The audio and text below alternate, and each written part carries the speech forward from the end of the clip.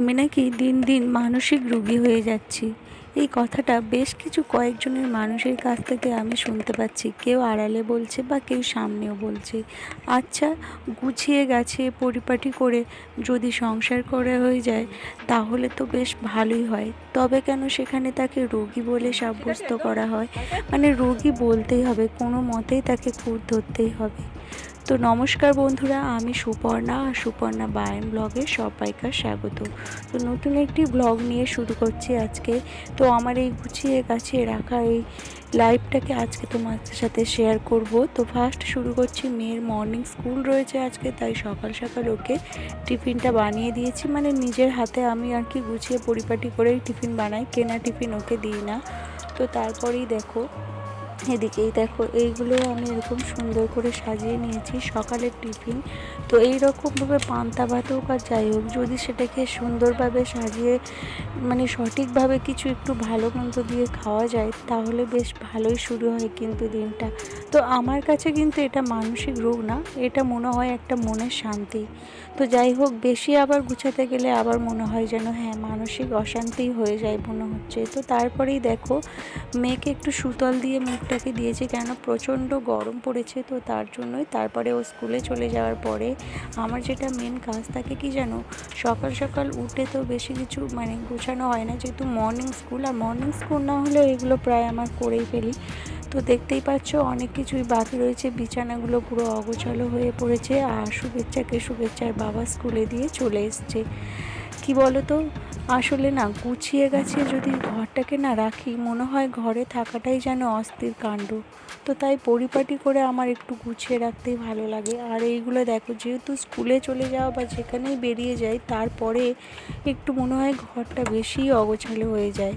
তো সেগুলো ঠিকঠাক জায়গায় যদি সঙ্গে সঙ্গে সাথে সাথে দিয়ে দিতে পারি তাহলে আর পরে কিন্তু আমাদেরকে আর ভাবনা চিন্তা করতে হয় না, মানে বেশি কাজ কি চাপা পড়ে যায় না। তো তারপরেই দেখো সকালের কাজকর্ম সারতেই শুরু করেছি, মানে ঘর দোর বেশ গুছিয়ে রেখেছি। হ্যাঁ, ঘরটা এবার একটু পরিপাটি হয়েছে, আমার মনের মধ্যে আর কি শান্তি জেগে গেছে।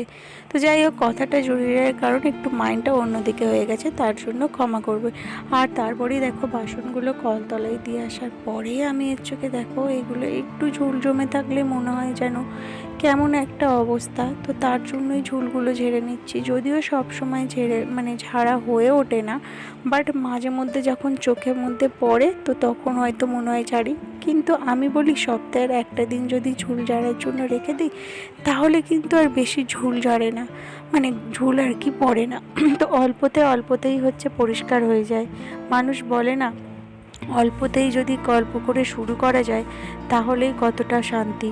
তো তারপরেই দেখো আস্তে আস্তে সব তো কাজগুলো আমার, যেহেতু ঘরটাকে আমাকে পরিপাটি করতে হবে, যতক্ষণ না গুছানো গাছানো বা সকালের এই কাজকর্মগুলো কমপ্লিট না করতে পারি ততক্ষণ মনে হয় না যে মানসিক শান্তি পাই। তারপর যেগুলো কাচাকুচি করব একদম ঘর থেকে পুরো বের করে নিয়েছি। আর দেখো যেহেতু ফলগুলো রয়েছে, আমার মনে হয় ফল যদি আমার প্রিয় হয় তো সে ফলগুলোকে যদি একটু ঘরে শান্তি করে সাজিয়ে রেখি, মানে যেটা হয় আর কি, প্রিয় জিনিসটা যদি চোখের সামনে থাকে তো খাওয়ার জিনিস তো বেশি কিছু ফাস্টফুড এই জাতীয় খাবার আমার ভালো লাগে না, ফল আমার ভালোই লাগে। আর ফলের ঝুড়ি সাজিয়ে রাখতে আমার বেশ ভালোই লাগে। তারপরে এই দেখো ঘর দর পরিষ্কার করতে করতে করতে এইগুলোই হয়ে থাকে। সকালের দিনটা যেন এই পরিষ্কারের উপরেই ছেড়ে দিলে সারা দিনটাই যেন মনে হয় ফাঁকাভাবে অনেকটাই ফ্রি কাটা যায়। তারপরেই তো মেয়েদের সংসারে রান্না বান্না এসব কিছু তো রয়েছে, কিন্তু সকালের এই পরিষ্কার পরিচ্ছন্ন করে রূপটাকে রাখাটা একটা মেয়েদের যেন জীবনের আর্ট। তো তারপরেই দেখো একটু ডেটল জল নিয়ে গুলে এটা মুছে নিচ্ছি, কারণ ডেটল জল না আমার এতটাই হচ্ছে কি ভালো লাগে, মানে এর সেন্টটাও সুন্দর, তেমনি হচ্ছে কি একটা জিনিস কি বলো তো, মনের একটা শান্তি যে হ্যাঁ কিছু একটু ক্লিনিং দিয়ে আমি রুমটাকে পরিষ্কার করছি। এটাই, আমি জানি না কতটা জাম এটা মানে মরে আর কি। তো যাই হোক, অ্যাডভার্টাইজে আমরা অনেক কিছুই দেখি, তো কিছু তো একটা হয়, মানে অ্যান্টিবায়োটিক হিসেবে কাজ করে আমাদের শরীরে, এটা তো আমরা মানি। বাট এবারে পুরো ঘরটার মধ্যে অতটুকু ডেটলে হবে কি আমি সেটা বলতে পারছি না। তো তারপরেই দেখো ঘর দোর মুছে পরিষ্কার করে আসার পরেই চলে এসেছি, যেহেতু বর্ষার মাঝে মাঝে কিছু জল কিন্তু আমাদের পড়ছেই, তো তার জন্য গাছপালাগুলো না একটু একটু করে বেড়ে যাচ্ছে। আর আমার অত বেড়ে দিলে আমাদের যাতায়াতেও অনেকটা অসুবিধা অসুবিধা হবে। তো তার জন্যই আমি সুন্দর করে সামনেরগুলো সবসময় চেষ্টা করি কিছুটা ছিটে ছিটে দিয়ে রাখতে। যদিও এই ফুল গাছ এগুলো আমাদের অনেক দরকারে লাগে, পুজোর কাজে লাগে, কিন্তু কিছু করার নেই। এগুলো যদি আবার ডালপালায় বেশি ছিটে যায় তাহলে আমার পরিষ্কার করাটা মানে মানে আমাদের হাঁটাচলা করতে অসুবিধা হবে, তাই পরিষ্কার করাটা আমাদের খুব দরকার। তো আমি সেইভাবেই একটু সময় করে যখনই মনে হচ্ছে চোখে লাগছে এরকম, তো বেশিরভাগটাই করি বিকেলবেলায়। আমি একটু বাগানে যেহেতু ঘোরাঘুরি করি, বাট সকালে একটু পরিষ্কার করতে করতে ভাবলাম আজকের একটু ভেজা ভেজা ওয়েদার রয়েছে, তো এইগুলোই কেটে নিই। তো দেখো এইগুলো প্রায় আমি অনেকটাই কেটেছি, সেগুলো আর ক্যামেরা দিয়ে দেখাইনি। তো তারপরে দেখো কাটার পরে কতটা সুন্দর লাগে, আর এই জন্যই দেখাচ্ছে। আর এইদিকেই দেখো তারপরে পুরো একদম যেটা হয় আর কি, কাজ করার পরে আমার তো পুরো বেহাল অবস্থা।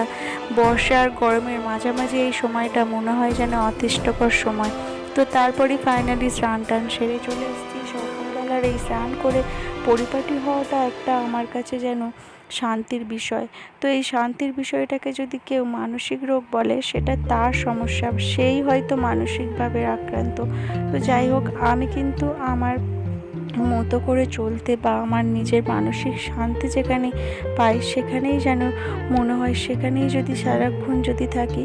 তো সেই জন্য গুছিয়ে গাছিয়ে পরিপাটির মাধ্যমে ঠাকুরঘরটাকেও সুন্দর করে গুছিয়ে নিয়েছি। আর দেখো আমার ঠাকুরঘরের কাজকর্মও করা হয়ে গেছে। ফাইনালি এই পর্যন্তই আমার অনেকটা স্বস্তি লাগে যে সব কাজ সেরে স্নান টান সেরে ঠাকুরঘরে যাওয়ার পরে আর এই যে একটু রেস্ট নেওয়াটা না, কাজের মাঝে মাঝে এই যে রেস্ট নেওয়াটা একটা খুব ভালো লাগে। হ্যাঁ, তবে সেটা গুছিয়ে গাছিয়ে নেওয়ার পরে, অথচ এদিক ওদিক জিনিসপত্র ছড়িয়ে ছিটিয়ে আছে, আমার যেন মনে হয় একটা কেমন যেন মনের মধ্যে খুঁতখুঁতানি থাকে। এক্ষেত্রে আমাকে বলতে পারো মানসিক রোগ, কেননা এটা হয়তো অনেকের হয় না, কিন্তু কিছু করার নেই। এটা যদি আমার রোগই হয়তো রোগ, যতক্ষণ না ঘরের আলমারি আলনা এগুলো গুছিয়ে, টেবিল এগুলো যদি না যতক্ষণ না গুছাই, ততক্ষণ আমার মনের মধ্যে খুঁতখুঁতানি থেকে যায়। তো এখন বেশি সময় হয়নি, শুভেচ্ছা 10:30টায় ছুটি হয়।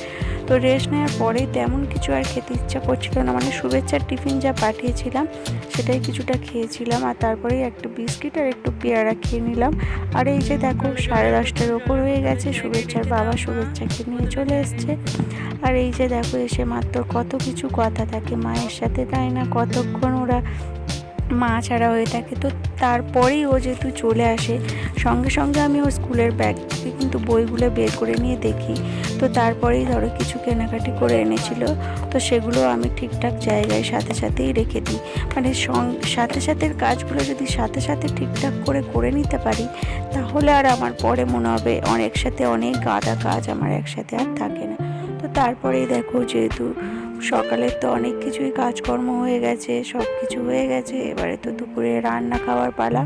তো জেনারেলি দেখো দুপুরের কিন্তু আজকের আমাদের রান্না হবে এই যে মাছ আর কচু আলুর মুখে। আজকের কিন্তু সকাল সকাল বাজার করে এনেছিল, তাই রেডিটাও তাড়াতাড়ি হয়ে গেছে। আর এই যে দেখো ঢেঁড়সটাকে সিদ্ধ করে নেওয়া হবে। তো এই ছিল আমার ব্লগ।